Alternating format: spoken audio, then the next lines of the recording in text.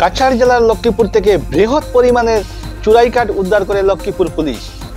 লক্ষ্মীপুর বন বিভাগের পার্শ্ববর্তী বরাক নদী থেকে এই চুরাই কাঠ উদ্ধার করে লক্ষ্মীপুর পুলিশ।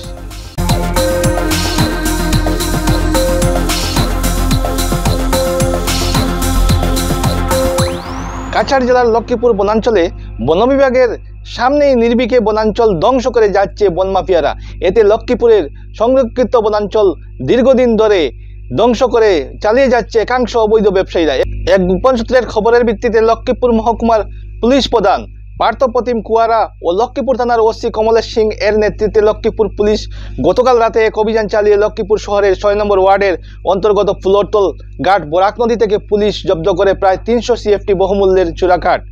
জব্দ করা চুরাকাঠগুলির ১০ লক্ষ টাকার অধিক বাজার মূল্য হবে বলে অনুমান করা হচ্ছে।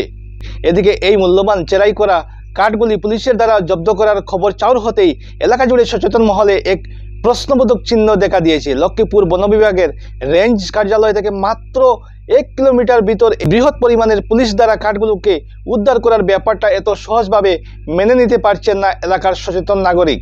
এখানেই বন বিভাগের হাত না থাকলে কি করে সম্ভব এই বহুমূল্য চেরাকাঠ এখানে পৌঁছে।